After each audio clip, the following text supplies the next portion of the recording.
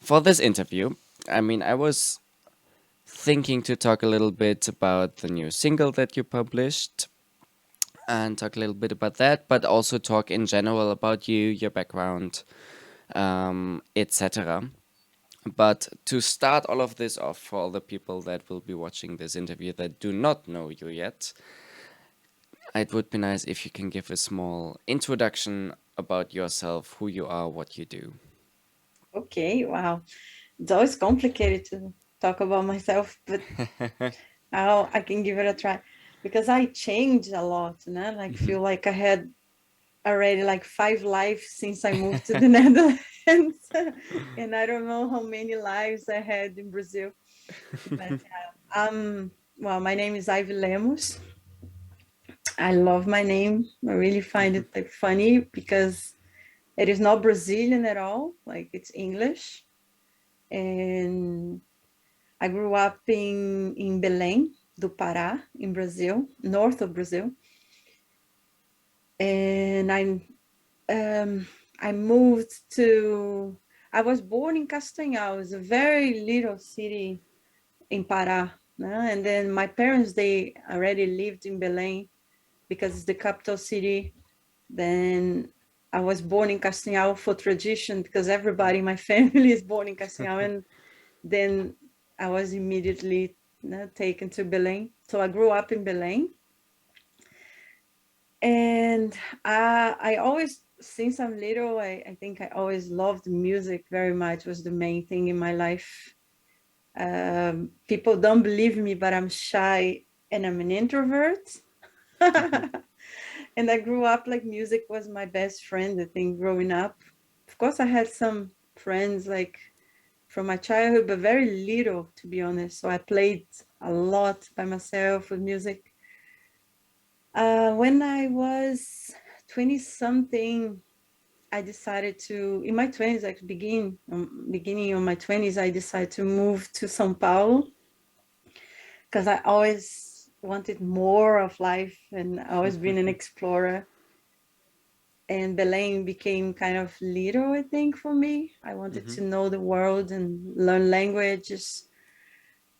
And then I moved to São Paulo. São Paulo is a city of concrete.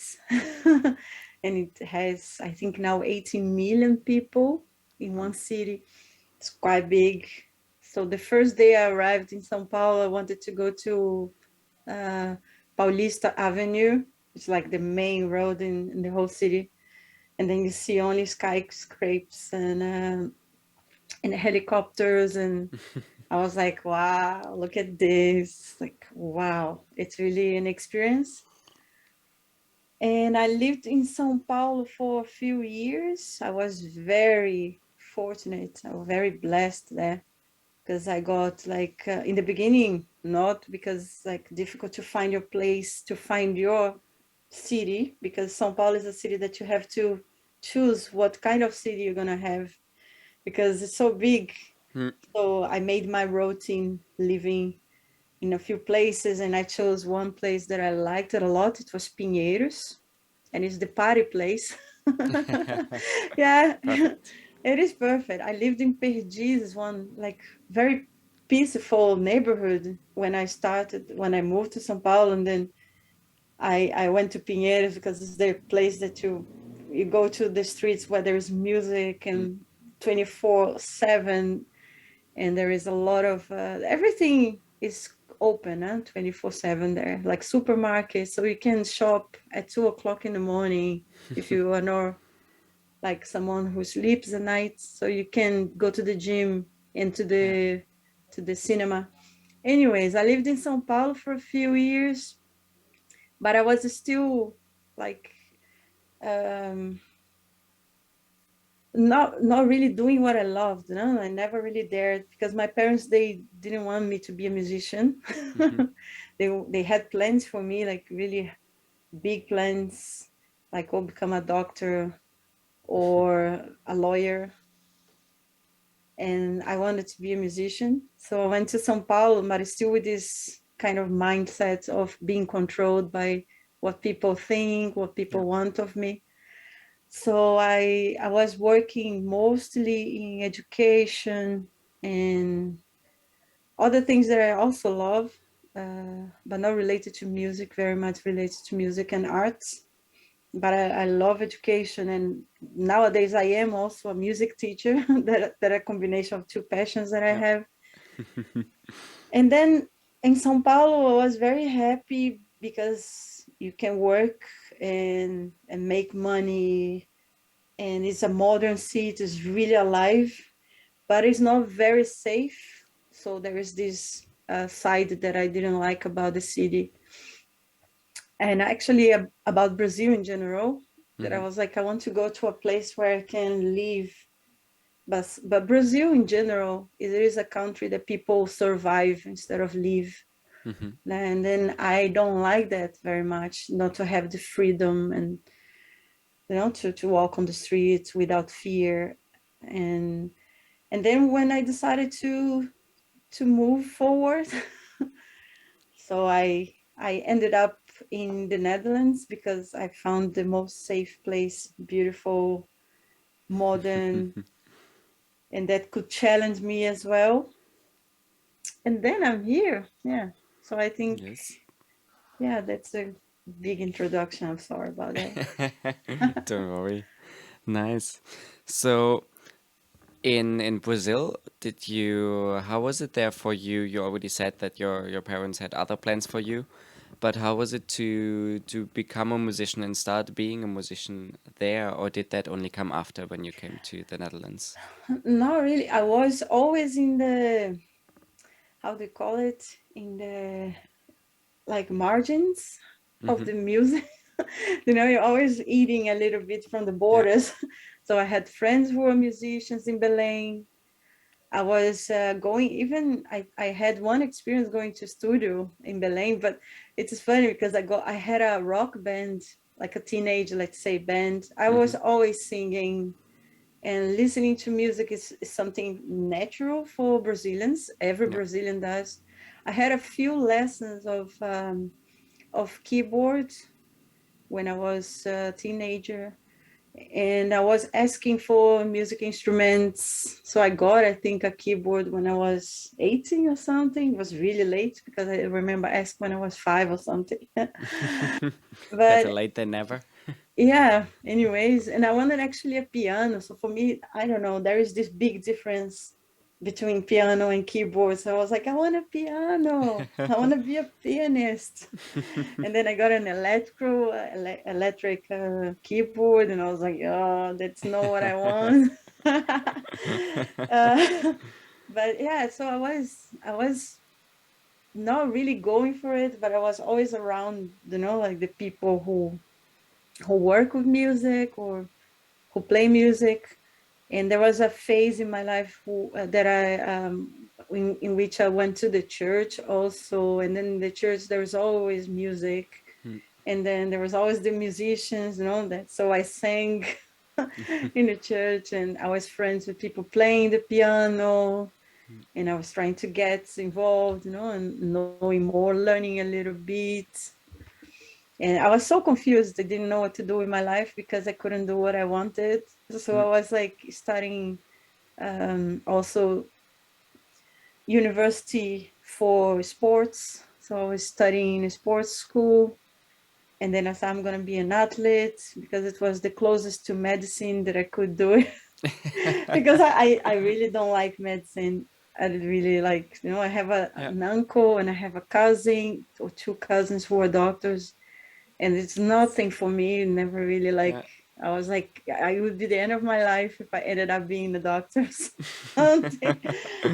But yeah, so I But you was, became a musician in the end, so everything worked yeah, out. so that's good. But I don't know why. Maybe because I was not smart enough when I was younger, that I said, like, just decided and go for it, be a rebel. Hmm. So music, it was like that, and people saying some. I remember people saying things about me like, "Oh, why don't you, I don't know, go to the TV program, like Hmm. for singing." And then I was like, it's something so far away from me, like I don't know, I was in a drama, I think. Mm. But yeah, and then I think, I don't know, there is always a time that you mature yourself. Yeah, for I sure. think when, I don't know if everybody has that, but I think for me it's more like a matter of when you suffer enough.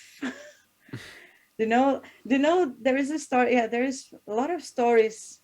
I had some people in my life who were really like telling me stories, and I really appreciate those stories because they are fun. That they say like it's someone sitting on a, how do you call it, a needle, Mm-hmm. or on a, how do you call it? It's a needle, right? That you go Yeah, a with a nail on a hammer, a board, a nail, nail. yeah.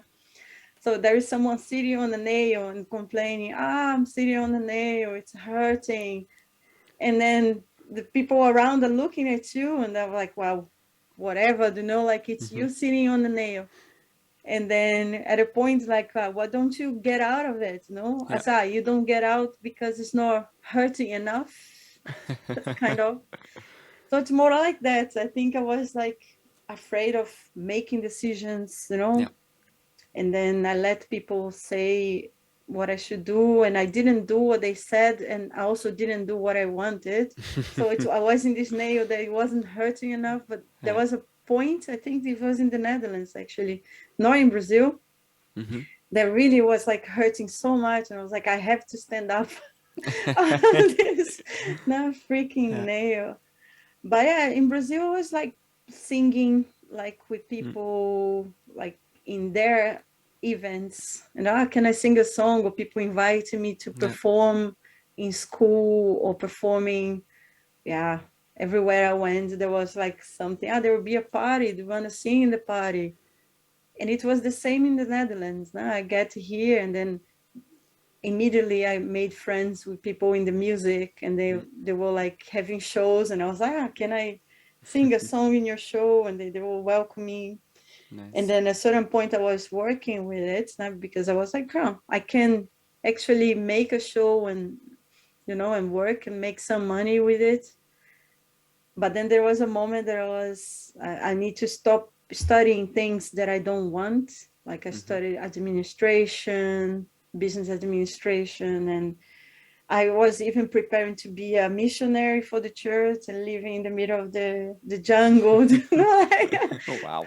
It's just like really like, I said, man, what are you doing with your life? When are you gonna stop like, Yeah. chasing different careers that you don't want it? Sticking to a path. Yeah. So yeah, that my life with music was more or less like that. I was Yeah. learning but not really studying until I decided to go to the conservatory Yeah. in when I moved to the Netherlands. And that decision to come to the Netherlands, was it also to go here to the conservatory, No, or did no. that come separate? Yeah, that came separate. Okay. It was more like I want to get out of Brazil, Mm-hmm. that point.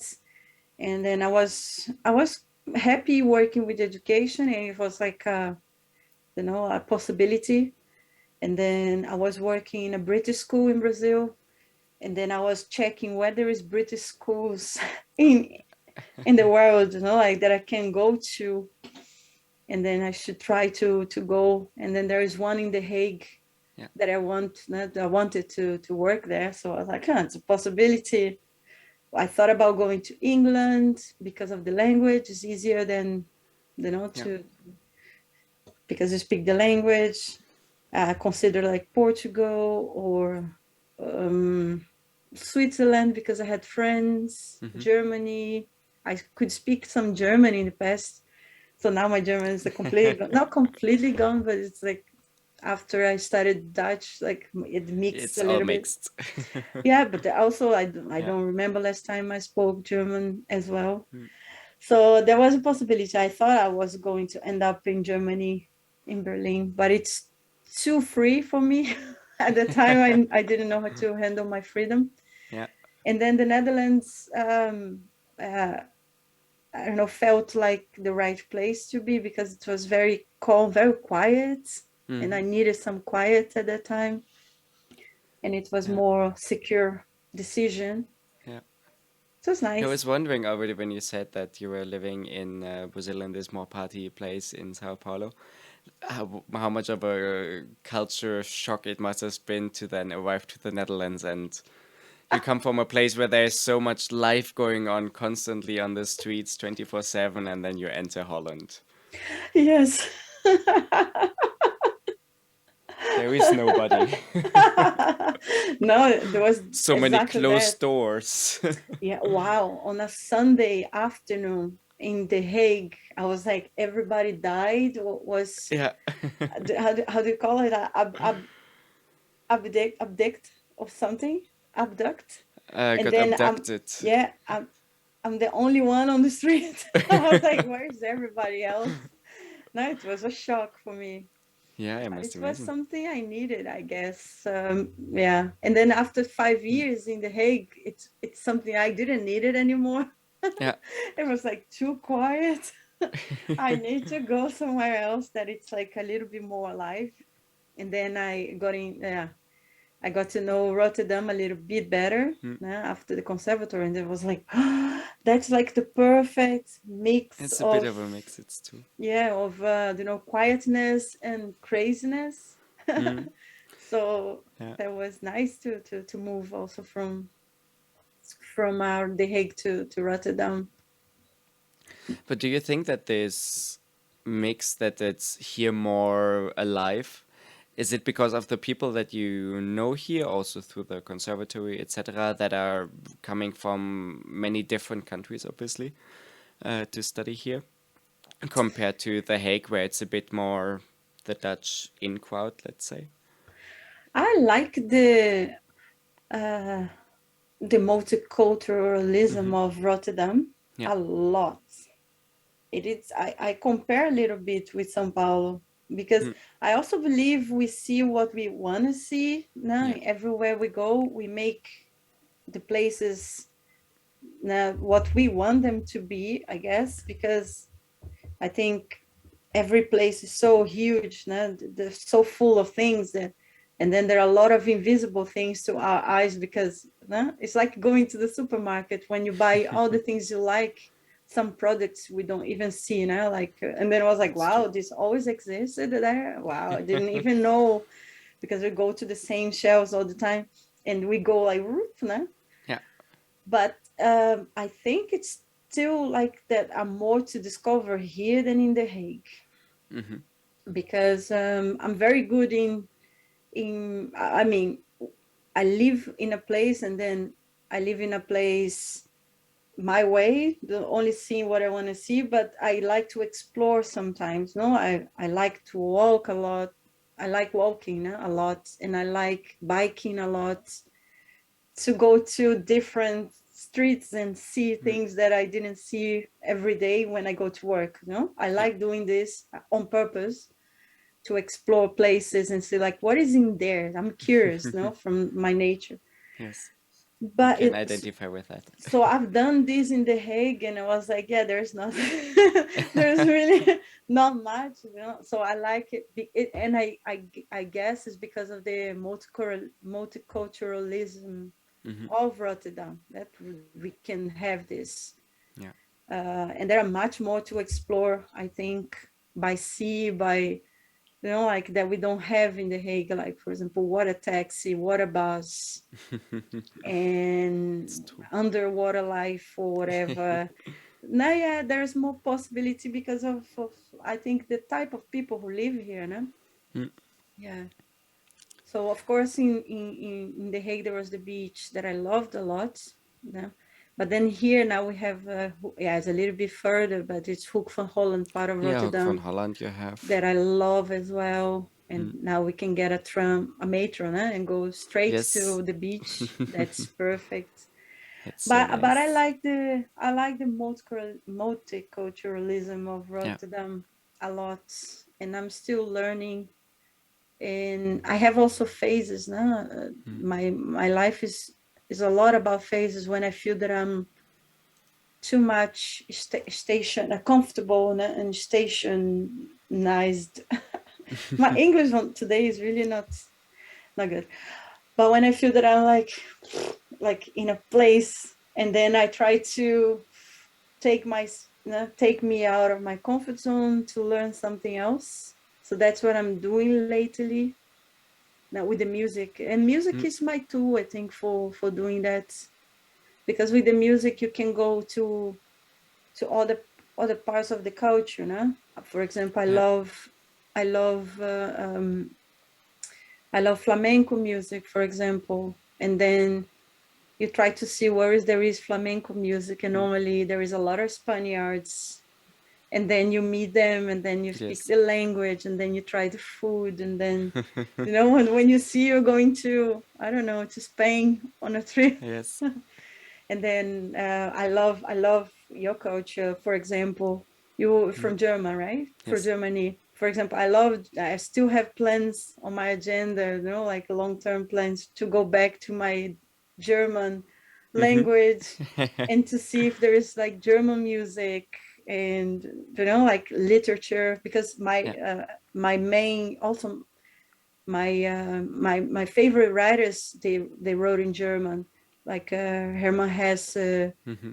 and Goethe, and you know my favorite, and in Yes, a English lot. also. So I don't know a lot, and then I like that I have a lot to learn. Yeah, but you're kind of sucking in all the kind of Ah, bits and pieces that are around you, which I find fascinating. And you started to talk about your music a little bit now, but I would like to stay a little bit on that topic, mm-hmm. as your range of musical styles is has a lot of influences as well. So I see a lot of correlations there between what you said Yes. already. Um, Now, in your own words, how much does all the things around you influence your music?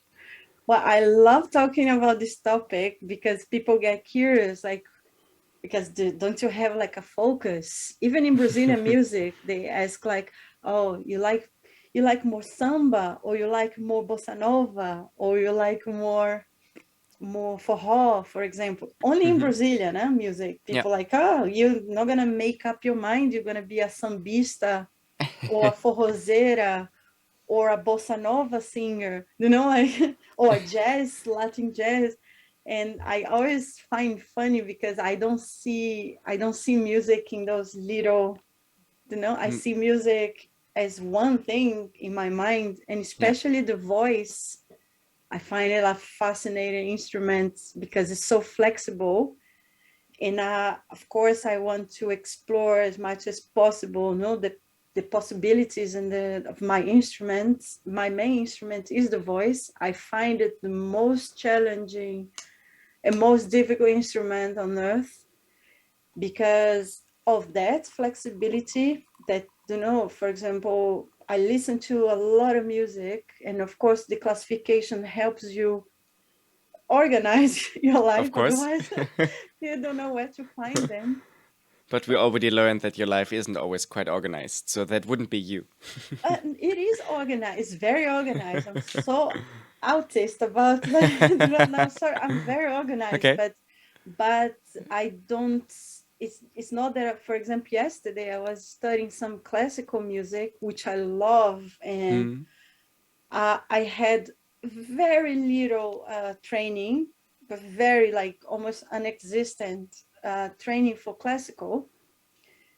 So I try to do my part, like that is like listening to people that are good in yeah. classical music, for example, and mostly is in, or yesterday I was listening in Brazilian Portuguese, like from Villa Lobos. There is this aria that I love a lot, but it's so much technique for classical and the Mm. humming that I didn't even know that exists, like until some time ago. A friend of mine who is a classical singer, and she's Brazilian, she was like, "Ah, you're gonna sing the aria, are you gonna do the humming?" And I was like, "What?"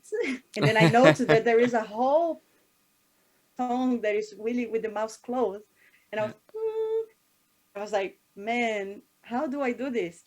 So I tried to do by listening, and it has to do with the language as well, because all the positions and openings that you do inside of your instrument here, that is not possible to see. It's quite difficult for me, you know, that's why I find the voice a very incredible, Yeah. crazy instrument. And it's not, it's also that every person is different.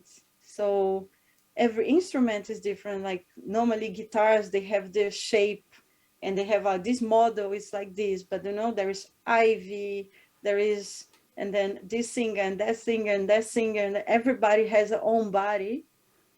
So I find it really, of course, the structure the same, but we The cannot same say that mechanics, but there's so much everything. variation inside. Yes, so my teeth are more like this, the Yeah. other teeth are more like that, and the tongue and the, so everything is different. So I find it really fascinating.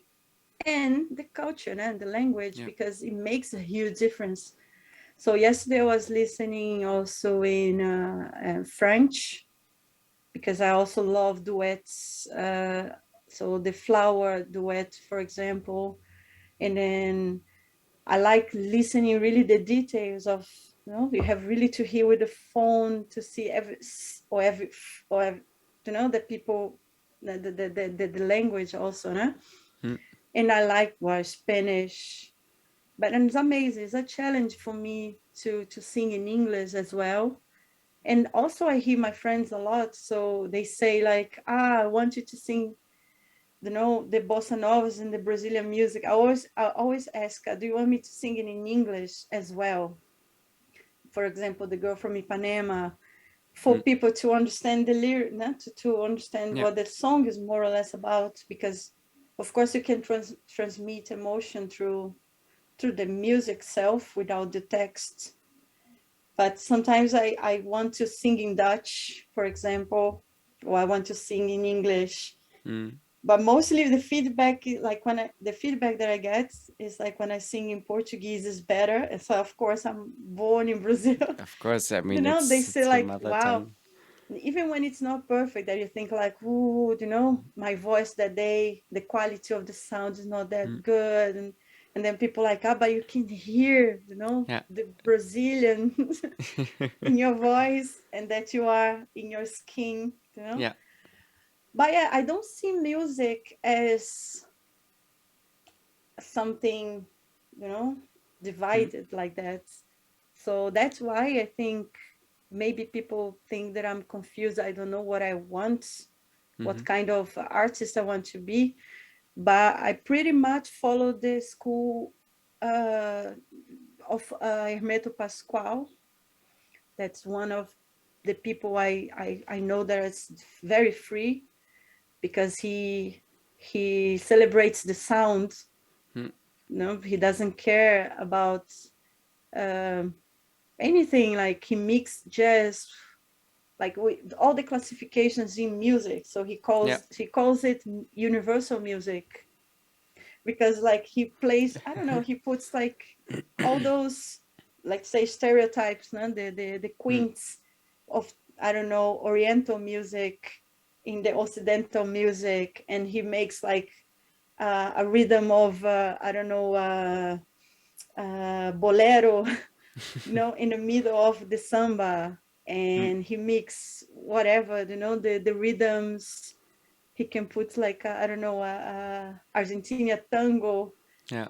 feeling, Create something very new then. yeah, and then yeah, and he Mm. makes tonal, atonal music in one composition. He Yeah. he speaks, he makes sounds with his mouth, like he talks, like tell stories in the middle, talks to people, but during the recording. And I find this, I mean, if you reach this level of freedom that you can go on a stage, like, And just then be. it just be exactly, and that be considered music and geniality. I Mm. mean, it's fascinating. Like Bob McFerrin, Yeah. it's someone that Auduro, Mm. like for voice, that you're not afraid to go, you get the mic, you go, on the stage, and people have fun with you because you're so happy doing what you're doing, and you don't need to explain what you're doing. Yeah. People just enjoy it. And but if you analyze, it's also very skilled, it's very perfect, like in the Definitely. music knowledge, it's It's like, You need to wow. be technically incredibly good Yeah, to so pull that that's off, even though that it seems like it's super easy from the outside, but uh, to make it look like that was so I years and try as years. a musician. That's what I'm looking for. You Hmm. know, like until I die, I'll be trying to improve technically, Hmm. to be true to myself, to do what I really enjoy, not to Yeah. do like commercial things just to become famous or whatever to make money, but really to things that I really like it. Hmm. Um, uh, Also, um, I don't know, like be also for the posterity of my culture, Brazilian music. I find important like to bring it forward, the things the people built. That's why I sing a lot of songs from Chiquinha Gonzaga, also Hmm. female composers, Violeta Parra, Hmm. with Graças à la Vida, because a female composer that I love, and I just don't want her to be forgotten. Chiquinha Gonzaga from 1847, for example. Wow. I love Leia Freire, a flute player from Brazil. Hmm. She thinks I think too much about her. I talk to her like, man, you are a goddess for me. I just like, there are some people that I love so much, and Yeah. I hear on repeat, like Luciana Souza, Badia Sadi, or female, also there are like men. It's like a monster on stage. She sings, she plays absurd. So there are many, Amazing. yeah, Hmm. many people in music that I love, Hmm. that I admire. For the new people, like the young people, Shai Maestro from Hmm. Israel on piano. I told him already, like he has, I don't know how many listenings of a song, for example, on Spotify. So like, I mean, I think 500,000 of those times that this song was listening, it was me. Wow. Because I'm like listening every single detail So of the, absorbed into it. yeah, because people, when they write arrangements that I find like that are so beautiful, I cannot stop listening to it. Hmm. Like they put the drums like so soft that you need to be with the headphones to Hmm. listen. Yeah. The subtle like of the, you think the drums was somewhere in the room and was being vibrated by the other instruments, like when you play the piano and the drums like shakes. You think that was what happened, but no, it was on purpose. Like Hmm. shh, only a Wow. little thing in the arrangement. I find like, whoa, who would think about that and make Hmm. me, like get goosebumps. Goosebumps. Yeah. There's one more name that I want to say, Tatiana Parra, as a singer, also very young, and she's absolutely good. And she has an arrangement of Kele Kele with Assun Preto, that with the pianist. That I don't know a lot. I'm sorry about that. I don't know a lot about this pianist, but they did a beautiful album, Hmm. like not so long. I think it was in 2020. And then when I hear their voice and those, it's just like I go crazy. So Nice. yeah, that's my, I think, view on Hmm. music and what I'm pursuing, in Yeah. music also. And and I see also music as part of art, no? So that's why I admire what you do a lot and what you guys are doing, because I Hmm. also see like it's art, no? Like it goes with singing and dancing and Hmm. emotion and and beauty. Hmm. So I It's the also, same multicultural thing between different countries, but as well between the different art forms for me. yeah, That is really enriching everyone that is yeah, it's part one of it, thing. and Yeah, it's beautiful. yeah, it's like Um, our relationship with nature as well. It's like one yeah. big thing. We There's one are, thing that you mentioned earlier, which I wanted to quickly come back to for a moment, and that is that you offer sometimes to perform the songs in English, for example, or in Dutch to have the lyrics be understood. How is it for you yourself to sing those songs not in Brazilian but in English, for example? How does it change the interpretation of the song for you? Because I imagine it must be very different. Well, it is. Well, that's yeah. That's why I don't know. I should maybe write a thesis about psychological effects of singing in another language, because I do believe we become someone else. It's I agree. for me, it's like it's almost like another person that lives inside Mm, of me. There are multiple. I feel differently also when I sing in Dutch. I mm, sing in English. I have to say, when I speak in English as well, I feel more, I think, grounded. I don't know if there is mm-hmm, something about your development as a person that, I was in this environment in a period of my development that I'm becoming an adult. And that makes me more confident in English, for example, than in Portuguese, because mm, my childhood was in Portuguese mm, and I was quite insecure, and mm, then I became an adult in English, kind of. So when I sing in English, and when I speak in English, I feel more assertive, more mm, direct, less emotional. mm. The But I language really, connects to different types of memories that yes, you I made with think it it. does.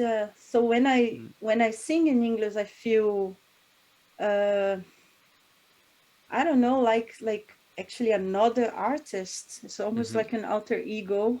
It's interesting. It is funny. It's so intense that I have a video that I made that I sang in English, and then I went back to Portuguese. And when I went back to Portuguese, as an absurd, I have this video I never showed to anyone, but I have an accent with with my Portuguese. I have an English accent.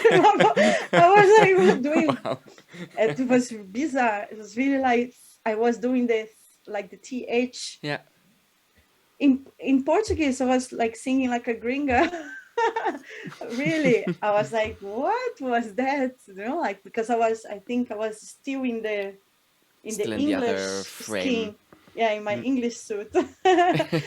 It's just really, I feel it's difficult Yeah. when you start, but once you are like in this, I don't know, in this new person almost, Mm-hmm. I feel comfortable and I feel more confident. My experience with Dutch, um, it is happiness. I don't know why. It's like I'm a child. I think because I'm like only for these 13 years in contact with the, no? So Mm. I'm a teenager. I'm starting being, no? I'm not a child. I'm a kind of child. It is that, I think, Yeah. and I feel that also with the language, because I remember the point that you are learning English and then you are still a Brazilian speaking English, and now you are English speaker, Mm. no? That you start like dreaming in English and your life is in English. So it's kind of your first language is English. And with Dutch, it's starting now to get like my first language Dutch, like I'm Dutch, I feel Dutch. And it's kind of fun. Nice. And with Spanish is so emotional. I don't know if it's because of the proximity with the language with my mother language, with Mm. Portuguese that is so similar.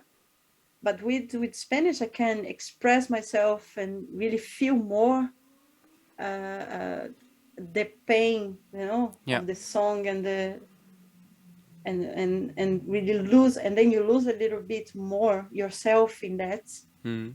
because of the, I don't know, the similarity. I understand fully what I sing in Spanish, and I got a feedback once from people that they thought that I was from Puerto Rico or something like that when I sang in Spanish, because I'm never satisfied with anything I do.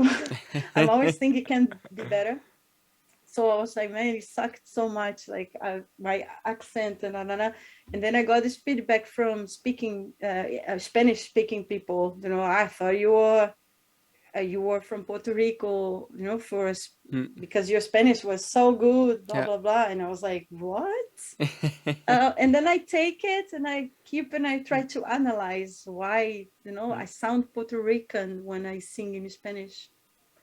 I never really deep went deep or dig Mm. it in that, but probably there will be like a good thesis for. the for difference between your research. self-perception and how Yeah. other people from the outside perceive things. But I really love doing this, like also language singing, Yeah, because I think yeah, like I told you, my instrument is being like explored more, yeah, no? exactly. Because it's really nice. I love it. Yeah. And I really try to sound like, it's not that I'm copying or anything, but if because I find it important also when I hear people singing in Portuguese, I get a little bit irritated when they make mistakes on Yeah, it brings you out of the listening experience somehow. yeah, I felt like, oh, come on, make a Mm, little more effort mm. uh, But it's to. difficult as well. I know, yeah. So I try not to be hard at the person, get angry Yeah, at the person, but it's not that I enjoy it that much when I hear like yeah, some.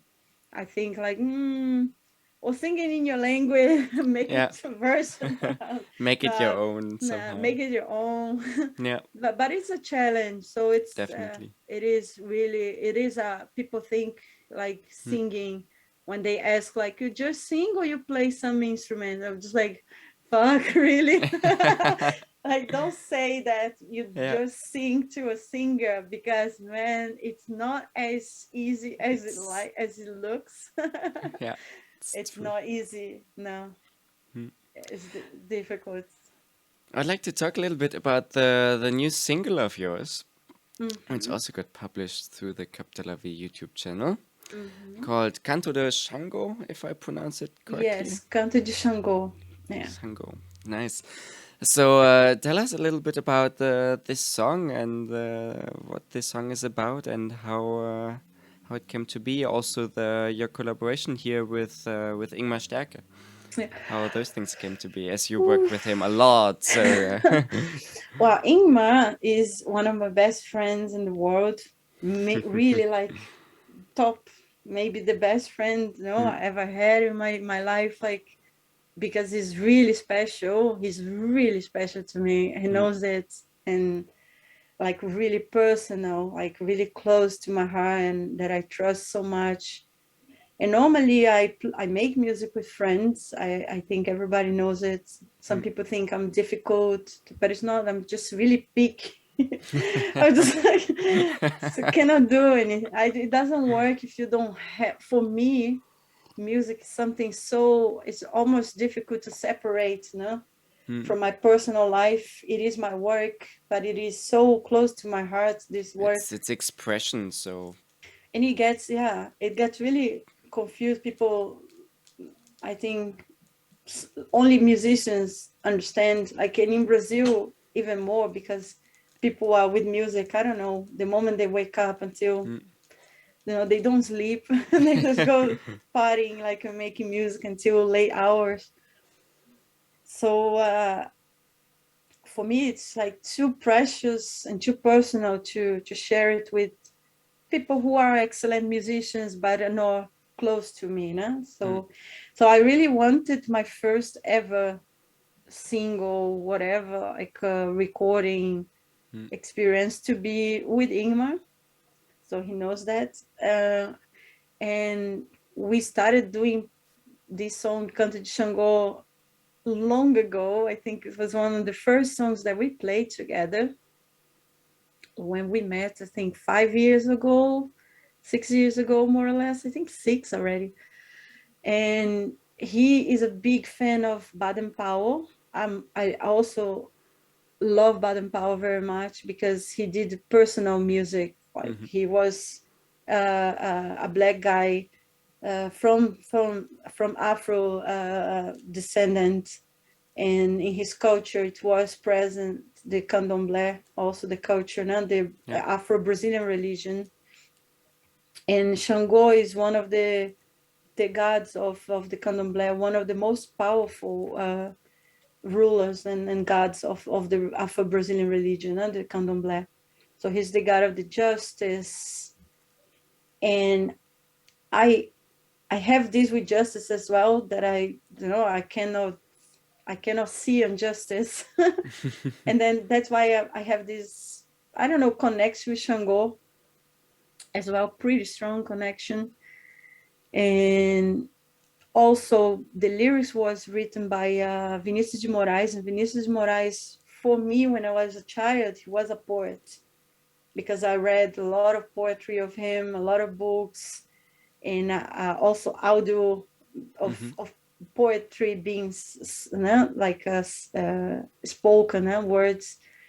And then afterwards, I listened to some songs and I saw that he was the lyricist. And I was like, wow, he's a musician as well. He was performing.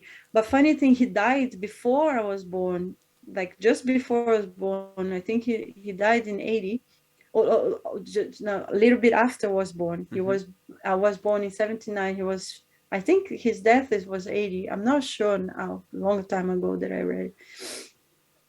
And then for me, like, I have these memories of Vinicius de Moraes' voice, in my head since I'm like, I don't know, 1, 0, 2, because he was already famous in the 50s and the 60s for the bossa nova, and he made plays. He wrote plays that were really important for Brazilian culture.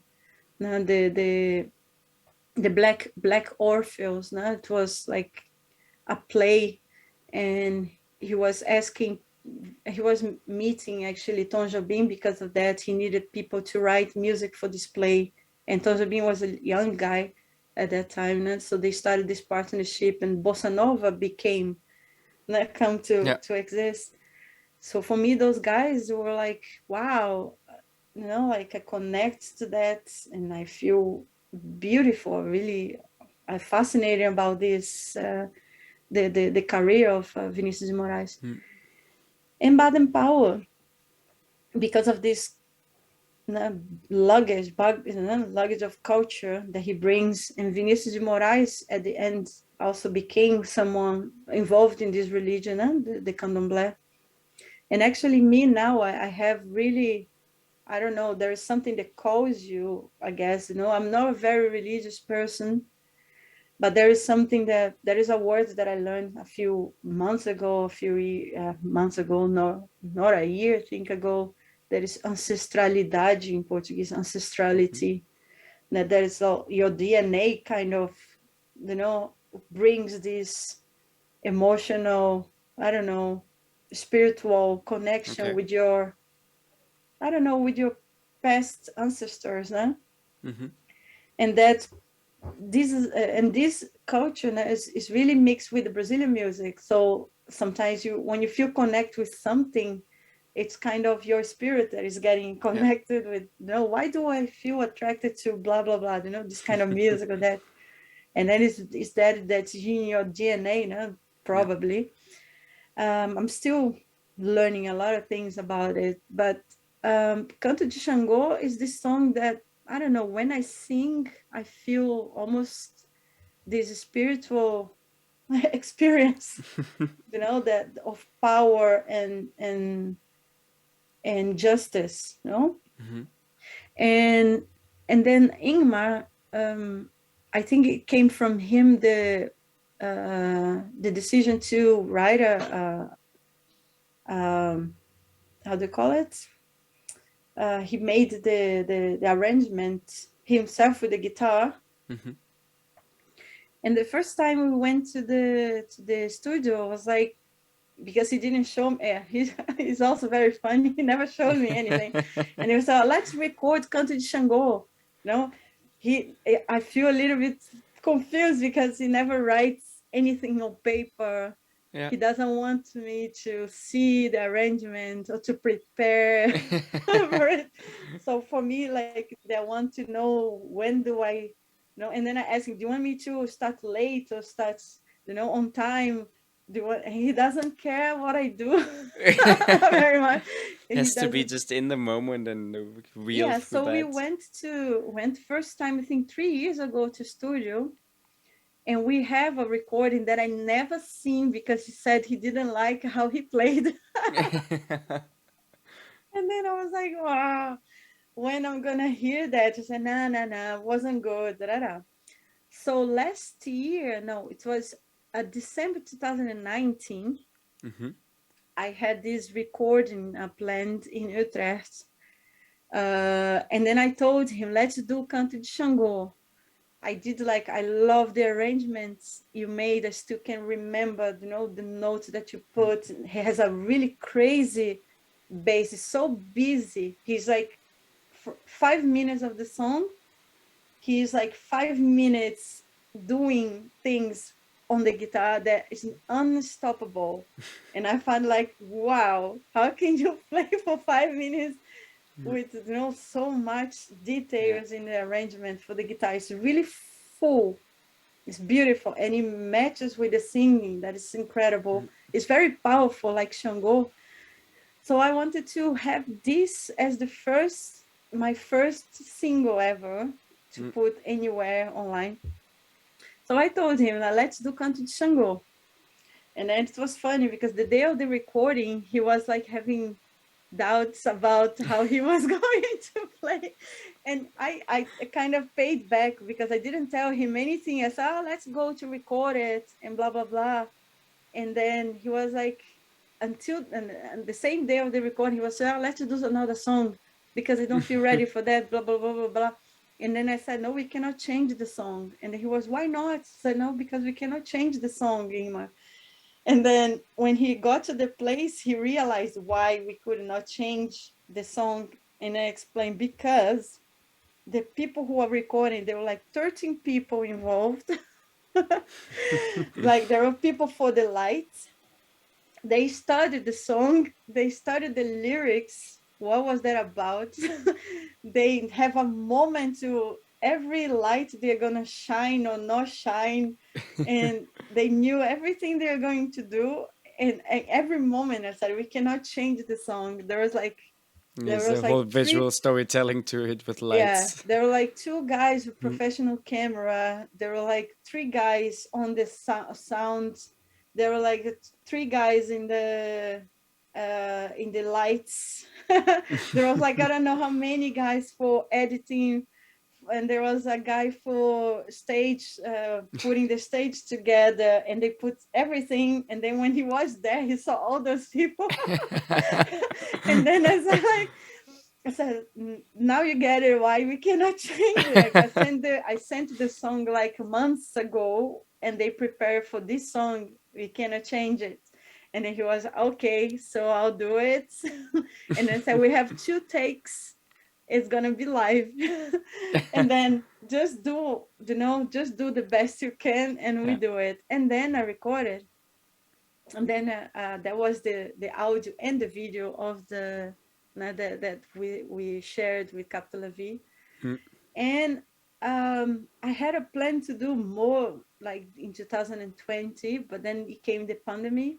Yeah. And then I was like, what am I gonna do? I said, like, I wanted to do a whole album of Afro sambas, no? With this one being the first one. And then it didn't really happen much in 2020. So I said, oh, okay, let's just launch the single. And then there was the story of Canto de Xangô. But I'm pretty happy because it happened. It was with him. I didn't tell him when I was going to put online. Yeah. I just like put it online and then share the link like a birthday present for him in April. Oh, nice. But that's the story of the song, no? It's beautiful. Our relationship. And I'm pretty happy because now also getting more involved with the religion, with the candomblé. I discovered that actually because everybody has a personal saint, no, or God in this religion. No? So we say I'm son or daughter of that or that, and I discovered that I actually am connected to Xangô. That's some So beautiful coincidence. so yes, I was like, oh, that explains a Yeah. lot. With Changes your Xangô, own relation to the song again as yeah, well. with Xangô and with Ian San, it's another goddess, because I was also like, I want a goddess. Because I'm very, I don't know, with this like spirit of feminism, and I was like, I want to be from a goddess. But then I was Nice. pretty happy because I have this also, yeah, because yeah, also about women and men in music. Mm, Now I really people they see me as a power woman, mhm, and I'm in the middle of a lot of men normally, mm, like being the protagonist of things. So I feel really happy because mm. Shango, yeah, is also very very powerful and nice. So I see myself like a power woman as well. Nice. Now we're slowly coming towards an end with this interview, looking at the Oh, time.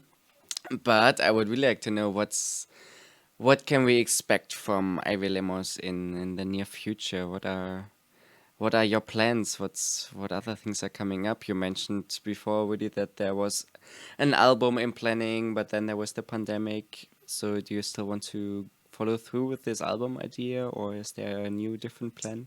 yes, the album will happen. Mm-hmm. Yeah, I have this also with Ingmar. It is that special relationship and friendship, and we share Mm. this for that music from Baden Powell, Yeah. and Vinicius Moraes. So the album will come to to existence soon. I hope sooner. Great. It also depends on how much time we have because we are busy with other projects as well, no? Because Mm-hmm. Ingmar, he's a rock and roll guy. He also does a lot with classical music, Yeah. so he's pretty busy with his life as well and other things. I have my trio as well. That at the moment he is replacing the guitarist of the trio Mm-hmm. because the guitarist of my trio, Panos, he had an accident and he Oh. had an injury, so he couldn't play. So we're gonna have the next performances with Ingmar playing, which is a very nice replacement. But I want to go also on with the plans with the trio with Panos and Armand, no? Yeah. The harmonica, chromatic harmonica play because they are more from jazz, and it's a totally different feeling. Also, when we do jazz and Latin jazz than samba and Brazilian, purely Brazilian arrangements, no? Mm-hmm. Um, so I also want to do something like soon, like a single or an album if it's possible with this trio because it's a different sound and I love it, like Yeah. related to jazz. We have a performance this year. For performance, we're not having so much. We had a few performance for festivals, but it's not gonna happen because they were Mm. canceled. We're gonna have now the day of the romantic music with the trio Yeah. Ingmar playing, so it's now next 22nd of August in Het Park, and it's completely sold out, which is I saw positive. already. It's really fun. I'm really Yeah. happy about it. And it's a super cool location there. It's a really nice place. Well, yeah, it is really beautiful. I wanted to be part of this festival for so long Mm. because I always believe that it matches the romanticism. Yeah. I don't know. I find it so cool. I love it. Yeah. But Um, also the audiences that are usually just coming to there, it's just it's family essentially when you come there. It's beautiful. yeah, and I love that people really get it like I don't know, in another century Yeah. feeling. They really like the times that there were no Spotify, no radio, Mm. so you had to go to watch live, otherwise you Yes, wouldn't it's no, true. you wouldn't listen to music if it wasn't like going live.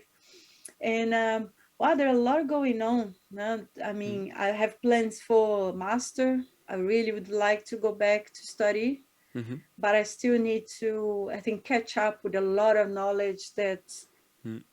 I notated in my books from the bachelor. So I really Yeah. need to improve more my theory, my Mm-hmm. just practice also piano and guitar. Yeah. I really want to improve my skills with those two instruments before I enter Nice. a master.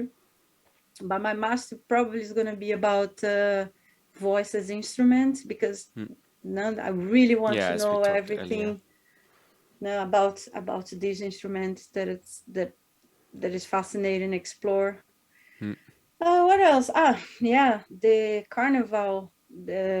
Because I have a project in London, and I love like carnival and maracatu, like music. Mm, But these 2 years, the carnival unfortunately was canceled in Notting Hill. So yeah, it's understandable, and I find really brave of them and really wise of them to cancel, because it's a big party, exactly. I mean, you and the cannot. moments, yeah, you cannot afford like putting so many people on the streets and Yeah, making a beautiful carnival like they do. So I'm really happy mm, to be part of this festivity. So I'm looking forward for 2020 to mm, 2022 to come yeah. with better news, no? That the corona is going to be over, and then we Let's can hope. go just crazy for days in a row, like playing on the streets in Notting Hill. So I have my friends in London that I'm not seeing for a year and a half, Yeah, and Rafa is also my guitar teacher. He's incredible, Rafael Valim. I love this guy, and he was planning. Yeah, we were planning to play here, but it's not gonna happen as well yeah. because nobody's traveling. Mm, And I think that's basically it. Really being really basic and short. nice. But I'm really oh Great. yeah, and of course, I always say I will always teach because I love teaching. I love my students. Like I really love teaching music a Mm, lot. I have like a lot of students, and now we are on vacation. But from September, beginning of September, the lessons are back. So I'll be fully, nice, yeah, fully teaching again for piano, guitar, and singing in The Hague and in Rotterdam. So it's pretty busy at the nice. moment. Yeah, need to take care of my health as well, Yes, definitely. because I have to But say nice. this corona, this pandemic has impacted me very much Yeah. emotionally and physically as well, because we are not going to the gym, we are not traveling, swimming, jumping around. So yeah, staying at home, Yes. doing 2 or 3 lockdowns that I followed really seriously. Mm, For me, it was really. It's not that I was enjoying being home and reading books, because you just think too much what's going on in the world. So you yeah. cannot really enjoy like getting busy Mm, without a care. So it was a difference of being home. yeah. Also for me, I love my home, but it wasn't like very enjoyable, those lockdowns, and just eating my emotions. I know how Going it is. yeah, and going from the bedroom to the living room to the Yes. kitchen and back.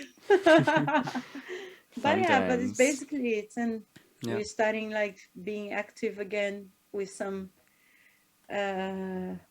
performance. Nice. Great. And in the meantime, all the people that want to know more about you can obviously find out a lot more about you. Smooth transition here. I mean, there's your website Mm-hmm. where you have a lot of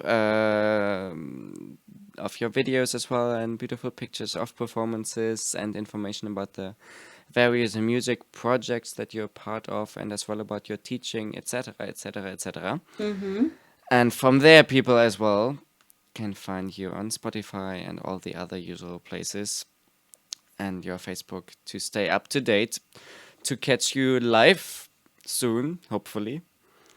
And also, we from Capta laVie obviously hope to hear more from you Yes, I want to be more and involved make with more you guys, projects. and Yes. especially with dance as well, because it's Yeah. something I love doing it also. So if I can like collaborate somehow with the other Yes. arts, I would love to. But also, yeah, we need to be reasonable with time. Yes, that's We always a bit the cannot thing, do, but yeah, things will happen. Things are it coming will. up. Things I am planning and Yeah. And I need bringing the arts to together. yeah, I need to catch up more with my website, to make better use of it, because I have a blog there that I should be updating. Way more happening then it is there. So I hope people will watch this video because this video is the most updated thing I think I ever done. Well, great for that. Yeah. No, but also on your Facebook, I it think seemed Instagram, relatively updated in Instagram. yeah, the Instagram, the Facebook, I'm trying to be, Hmm. yeah, I think in a ranking of things that I use Yeah. the most, I Well, think at is least Instagram. for the event in Head Park, I saw it via Facebook as well. Oh, nice. So things are going around. Yeah. If you want to know more about her, you can. You will find things. Yes, and I hope, because while we are not live, this is the best way to get connected. Yes, definitely. Great. With that, I want to say thank you for taking the time and talking with me. Thank you. It's a pleasure. It was really fun. Nice. Great. Then I will stop the recording now. I will still be there, but I'm stopping the recording. Recording stopped.